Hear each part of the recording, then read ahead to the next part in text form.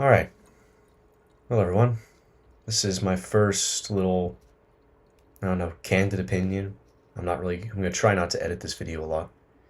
My family keeps walking in, I probably will, but yeah. Anyways, the reason you clicked on this video. This is Silent Hill 2 and stress. I'm just gonna be talking about my day I've had so far and something that's been on my mind recently and just what stressful things I've been going through.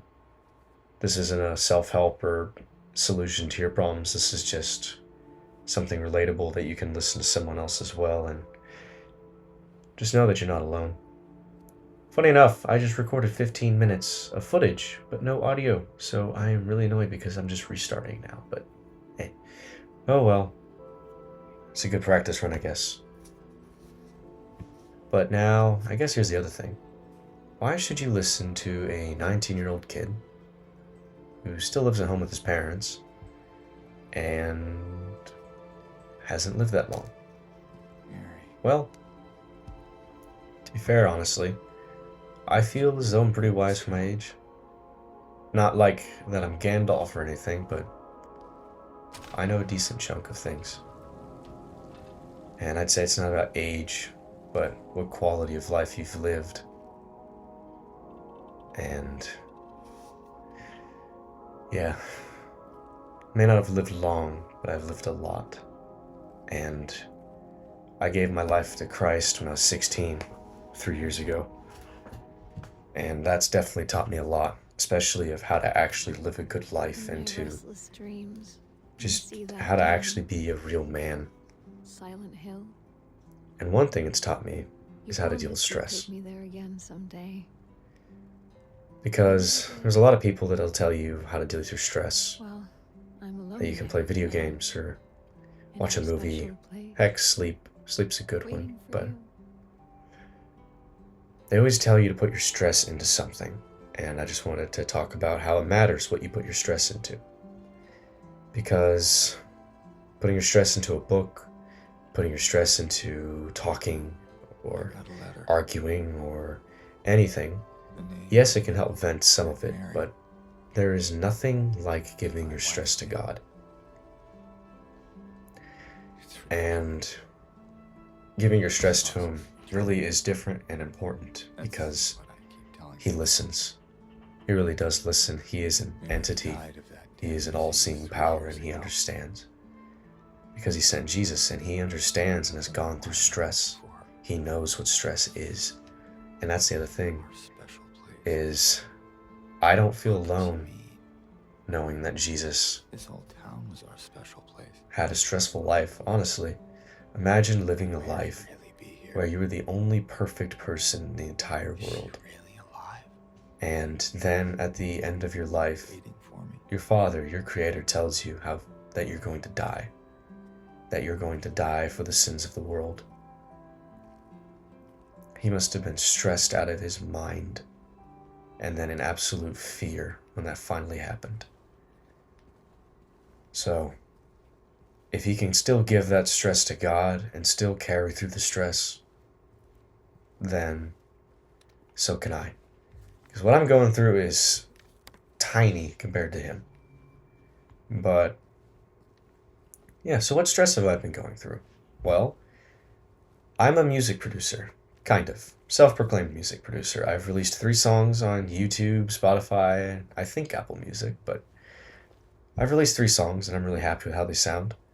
And I want to do music full-time someday, but it's proven to be quite difficult, which I know it's supposed to be difficult, but it's just taken a long while, and I wanted to start a music business as well, selling, I don't know, loops, instruments, amps, whatever I could sell and just make life a little easier for music. But recently, I realized that it didn't have to be a video game business that I sell. So I recently decided to try starting a video game business, specifically a resale shop. Trying to find old retro games as well as modern ones, but just trying to find all the good stuff and try to resell it and just make a little bit of profit. My main mission being trying not to be a jerk selling it at a giant marked up price which I actually just bought a limited edition controller set for Metal Gear Solid. Popped that on eBay without thinking much because I popped it on eBay for 200, but you can still buy it on GameStop for 100. And to me, that just felt scammy. So I was like, I don't want to build a reputation on that. So I took it down. I'll wait till GameStop stops selling it when it's actually worth that, and then I'll pop it up. But, anyways, stress. I've been stressed today because I'm going from the plan of having a music business and trying to shift over to the idea of having a video game business. And I don't know that much about buying and selling video games. Like, I don't know how to refurbish stuff. I don't know how to fix discs. I don't know. I don't even. Like, I'm afraid of driving an hour to go pick something up only for it to never sell. It's a little more risky in different ways because I have to spend more money on something like this. But at the same time, there are some decent payouts here and there. I've actually got a guy coming to pick up a video game today. If he would ever freaking respond to me. But it's stressful because, well, I've made a giant change in a plan of my life and I want to do it. I really do. But there's a lot of sacrifice that's calling for, and that's what's stressing me out. There's a lot of money to spend. There's a lot of time to put into this. There's a lot of things to change, a lot of things to learn. And it's freaking me out. And I've been praying on it a lot, but sometimes not praying enough because, well, today I gave into a temptation of mine. And for the fellow men out there, I think you know what I'm talking about. And I don't want to explicitly say it just yet. This is the first video after all, but yeah, that's why stress is dangerous. Stress is a dangerous thing because if stress is unhandled and if you don't give it to God, or if you just don't pray, or if you just bottle it up, it leads to dangers and it can lead to sin. And that's where it led today. And that's kind of why I'm making this video, so that I can share the gospel in just my own special way, because it needs to be shared. That's our duty as Christians. It's one of the few tasks he gives us, is to share the gospel. I live in Texas, and I worked on the UNT campus, and there was this old man I met, and he was a lovely old man. I loved this guy. He just had a little sign up sitting on a bench, said, "Advice from Grandpa." And I walked over and I started listening to him as he spoke to this young woman. And I soon found out that he was a Christian. And I don't know about you, but I'm always wanting to hear other opinions of Christians, especially if they're a real Christian, because they know stuff, man. They know stuff, especially when they're old. And this guy just knew a lot of stuff, and everything he said resonated. But one particular thing he said was very important to me that I've been trying to apply to my life more, and that is that if God created everything, sorry. God created everything. He created us. He created just every single thing. He created the way the world works and the system of the life. If he wanted to, he could tell the world that he exists and make it blatantly obvious. He could show the world that he is real. But why doesn't he? But why? That's something atheists will ask. If God's real, why doesn't he give me a sign? If he's real, why doesn't he do this? Why doesn't he do that? Why does he allow this? Well, because the biggest and most important factor of your relationship with God is faith. Without faith, there can't be anything else. You can't love something you don't have faith in. And people say love is the most important thing, and it is, at least in a certain order, but, I mean, if you don't have faith in something, yeah, you can't really love it the same. Like, I had faith in this Silent Hill remake, and I love this game. But I didn't have my faith in other things, and I don't love them. But he wants us. He wants us to share the gospel and to prove our faith to him. He wants us to carry out his will and to to share the gospel. He wants us to do what he has asked.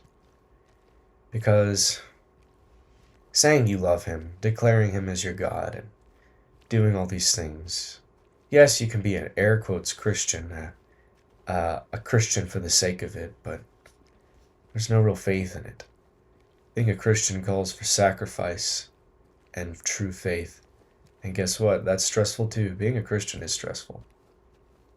Gosh, I'm sorry. I got so sidetracked. If y'all actually carry on watching these videos, I will ramble and I'll get sidetracked. But don't worry, I will eventually get back to the original topic. But yes, back to stress. I'm trying to think of what I need to say. Back to stress. No, actually, I wasn't that sidetracked. I was talking about why we give it to God and faith and how faith can help carry you through stress. Yeah, faith can help carry you through stress.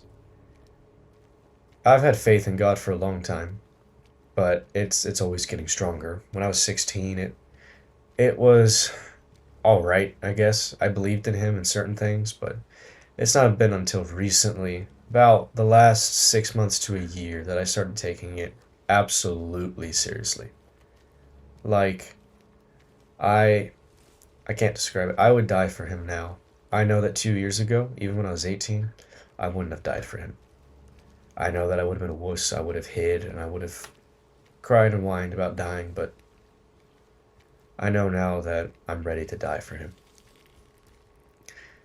And I'll probably lose some people with this statement. It's because of Charlie Kirk. And every person says this. I didn't really know Charlie Kirk that much. My friends watched him. I had an idea of who he is. And the fact he just was up and murdered like that astonishes me. And it's horrifying. Horrifying to think that, heck, I might get killed for releasing this video now. Who knows? I might get killed just for talking about God. Someone might punch me in the face. Someone might hurt me for believing in God and preaching. But I honestly don't care. Because heck, maybe that man eventually goes down the road and realizes he was wrong and comes to Christ because of me. And then you know what? That would have been worth it. Absolutely worth it. But Charlie Kirk has inspired me to go a completely different direction with my life. To believe. Before I wanted to do music, I just wanted to do music for me. Now I want to do music for him. I want to own the business for him. And that's one of the biggest things carrying me through wanting to do the business, is to give it to God. Because I imagine this beautiful, quaint, just totally unique video game store that's not like any others. Nothing corporate about it, just completely unique and on its own. And I wanted to give it to him. I want young men, I want kids and people to just come in there. I want to talk to them. I want to share the word with them. I want them to know that the owner of this store is here because of God, and that they can talk to me and ask me questions, and that I'll answer whatever they want. I want to sneak Bible verses into all the game cases, because why not? All they have to do is either read them if they're interested, and if they're an atheist and don't want to read it, then they can just throw it away. Which is fine by me. I'm not going to force anybody to listen. But now, how to get here? See, that's one of the big stressful things, is I don't know how to get to the business. I don't know how to get there. I don't know anything legally. I don't know a whole lot. I just had an idea that got shut down by a fellow business owner of said video game store, because he said he would want to do that too, but it is illegal. So I'm like, dang it. And it wasn't a bad idea. I just wanted to rent out video games cheaply by the hour and let people play them. Especially the older retro games that people don't access anymore. You know, like Luigi's Mansion. I've got Luigi's Mansion. Oh, and look, that guy I said, he just texted me. He said he'll be here Monday. Okay. All right, well, look at that. Hello? Got my first sale for Monday. Anyone in here? And I guess that's how it starts, is one small thing like that. Oh, yay, lovely pictures. And there's the key, I remember. Yes. Open this latch. Oh my gosh. Come on. Thank you. Alright.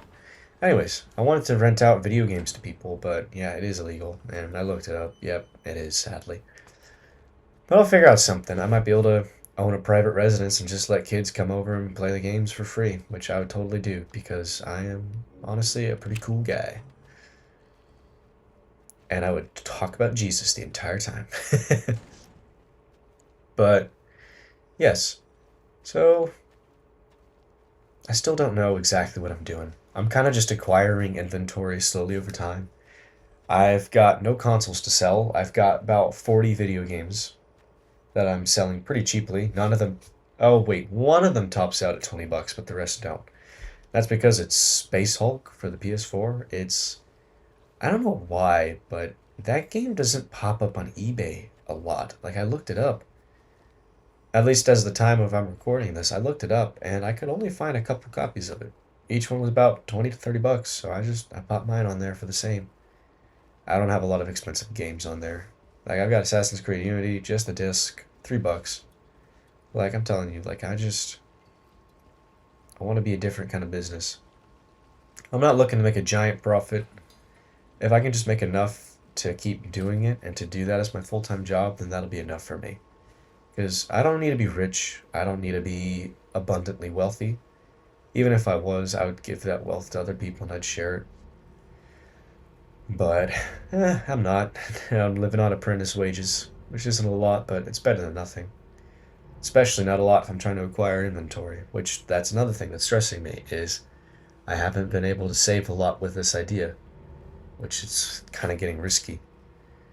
But I'm able to save some money. I just would like to save more, but at the same time, like working as an apprentice, it's gonna be years before I like make a significantly bigger amount of money. Yeah, that's good grammar, I guess.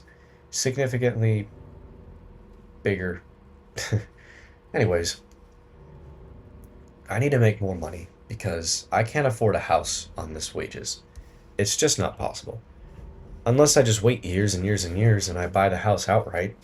But I don't want to wait that long. I want to get out of my parents' house. I love my parents, but I need my own home. I need my own home. I need my own bed. I need my own living room. I need to get out. I'm ready. I'm a young man. I'm ready to leave the house. And I would have done it sooner had I been able to afford it like they did when they were 19. But yeah, I'm not capable yet, sadly. Another thing that's stressing me out, if you can't tell. But yeah. So, I just keep praying. I just keep praying. And sometimes it works, sometimes it doesn't. And when it doesn't, that's usually my fault because I didn't pray with enough heart in it. Have you ever noticed that? Sometimes you pray, and sometimes you feel like you're lying, even though you're not. Has anyone else felt that way? Just when you pray, when your heart's not in it. I always hate that feeling because then I feel guilty. And then I kind of feel like I know where I'm going next, and that is right into temptation. That's another thing I'm trying to share. Stress leads to temptation. Maybe not every time explicitly, but it always leads in that direction. Sometimes you're able to turn back before it's too late, but yeah. Sin leads to temptation. The temptation to just eat out on junk food, to spend money, to spend hundreds of dollars and therapy shop, as people call it. It's okay sometimes, but don't make it a consistent thing. That's just, how you lose all your money. Can I? Oh, right. I can't get that map. Good. But yeah, I don't none of these solutions are for you. They're all for me. Sometimes I'll say do this, do that. I really just mean I'm talking to a hypothetical person here. I'm not talking to you, the viewer. I'm talking about myself. I'm talking about my experiences and right. Now I'm in the town. I go this way. Man, the fog is thick. I forget how thick it is sometimes. Thick fog. Okay. Anyways. Man, if you're still watching to this point, I really appreciate it because now I feel interesting if somebody actually watches to this point. But here are the ideas I have for starting my business. Now, none of them are really new or fancy or better than what you've seen before, but I'm gonna try to find games used, garage sales, antique stores, heck, eBay sometimes. I don't want to just buy something only to sell it for way more. That's not the point. The point is kind of to, What is this? I don't know, kind of just get them off the ground being just wherever they are locally, and just kind of get them to whoever actually wants them. Get them out from just what I want to do is I want to get them out of the hands of people that no longer want them and businesses, and just find these games and consoles and get them to the next generation of kids. And I'd say that's one of the biggest things specifically is the next generation. I want kids to want to own discs again because I feel like the world and the game companies are going to take away discs and we're not going to be able to physically own our games anymore. Which honestly is horrible. I haven't bought a digital game in a long while. The only time I buy digital now is when it physically does not exist. Like I bought Nidhogg, which is freaking hilarious, I must add. That game is amazing. But yeah, I only bought it because it only exists in digital form. And Castle Crashers, my dear lord, that is one of my most favorite games of all time, Castle Crashers. Also digital because it doesn't exist physically, but yeah, I believe in owning the games physically because then I actually own it, and it can't be taken away from me, otherwise it's called stealing. But yeah, so I want to buy and resell games, but I don't want to be greedy about it. The biggest thing is I do not want to be greedy. I want to be a respectful, good owner that people actually enjoy being around, that you don't walk away and be like, man, I hated it there, or things were so unreasonably priced. It just sucked there, you know? I want them to come back. I want them to come back because I was a nice guy and my deals were good.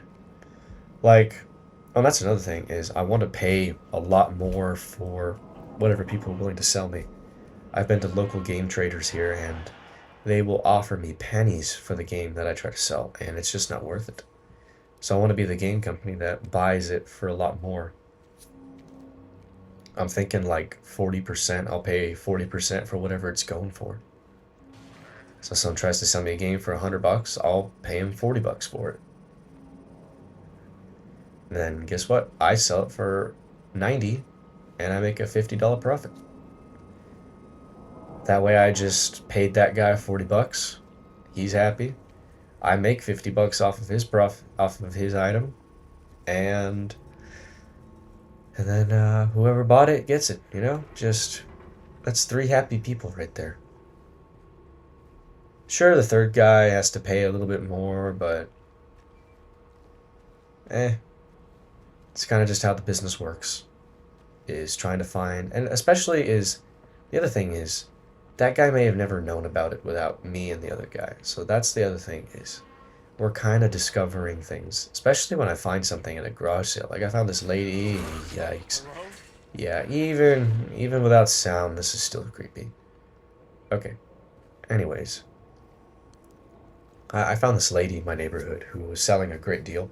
She reached out to me about my business. She said she had about 15 games and she wanted to offer them to me for $15, to which I absolutely could not say no, because that's an insane deal. $15, a dollar per game. That's a big profit off of all those. And I say big. I bought each game for $1, and I only ever topped out at like $15 a game, and that's only one of them. I think I'm only selling Darksiders for $15, and I'll probably lower it. I start out high, knowing that I can lower it and stuff like that. Because, you know, you look like a total jerk if you have it for $5 and then you raise it to 10. You know, I don't want to be a jerk about it. Is that a... Ooh, yes. Health drink. What's this? What's this? Nothing. Okay. But, yes. That's the business model right there. That's how everyone else does it around me. Except I just want to do it a little better. I should have thought that through more. I forget where the monster is. Okay, not there. But yes, I want to be that I want to be the business that I've always wanted. And right now for me it's called CGX. They're a great company in Golden Triangle Mall, owned by 2 people who go to my church, and I absolutely love them. They're just so nice and polite, and Everything's priced fairly. I mean, Twilight Princess on the GameCube was 150. That's pretty standard, honestly. So I can't blame them for selling it like that. Ooh. Yeah, that's right. Grab that stick or board. Grab that board. This is actually less scary without the sound. It's just this weird bumbling creature. Alright, we will return after these messages. Okay, can I do this without getting hit? Huh? Huh? That's right, vomit! Down you go, yes! Don't you run away from me! Kick! Hey, nice! I actually did it without getting hit by it. I usually get hit. Whatever it is, it's not human. It's that creature I saw in the fog. Yeah, it is. Okay, wait. Don't I go out? Wait, how do I get out? How do I get out? No, this is where I came in from. That's blocked. Do. I know I'm supposed to break a window open, but I can't remember what window. No. Also no. Okay. Wait, this looks promising. Traps. Okay. Lost my train of thought. I'm trapped. I can't get out. I can't. What's that? Oh, it's a sock. Okay. How do I get out of here? Come on, you've played this before. How do you get out of here? How stupid am I? Do I just... Oh, jeez Louise. Wait, what's that? Oh, heck yeah. Heck yeah. Need that. Okay. That's right. There we go. My goodness, that took way too long. Okay, where was I? I was talking about business. Talking about being a respectful owner. A good business model. What's something else I want to do? Oh, I want to provide a bunch of other services too. I want to be responsible for refurbishing and fixing discs and stuff. Discs would be really cheap. I would only charge like maybe $5 in the beginning to help pay off the machine, but then reduce it by a lot down to like 3. Just 3, because especially sometimes it's not even a guarantee. And heck, I wouldn't charge him if it didn't work either. So $3 if it actually fixes it, because it shouldn't really cost me much to try fixing the game. Like, I've seen people, they just throw on some oil and buffing liquids and stuff like that, and then they just slap it in the machine with those scrub pads. So yeah, I'd have to be a pretty greedy son of a gun to try selling it for, selling that feature for like $15, which I absolutely do not want to do. What is... Okay, it's just a light tower right there. I thought it looked like trees. Doesn't it look like trees a little bit? Like right there. Yeah, they look like trees when you do that. Anyways, so... Oh, gross. Oh yeah, Neely's bar. Can I flip it? Can I rotate it? Come on. You call that rotating? You're just tilting it. Nah, that's not rotating. Yes, write it down. Oh, what's this? What's this? Ugh. If you're reading this, leave this place. It is not what it seems. Sometimes you just have to look behind.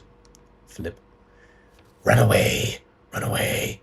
Run away. Run away. Run away. Run away. Run away. Run away. Run away. Yeah, no, I'm good. I'm gonna keep going. Controller vibrating. Why is the controller vibrating? That's the only thing I have is sight and vibration. Ah! Oh, mother. Okay. Where was I? I was talking about... What was I talking about? See, this is what I'm talking about. Totally lost my mental train of thought. I was talking about... Oh yeah, the disc cleaning thing. That's right. So, I want to own that. I want to do that. I want to try making stuff from scratch as well. Like how I do with the templates. In fact, I would totally combine the template business with this too. I would offer a printing service so we could start printing them out at full scale for people.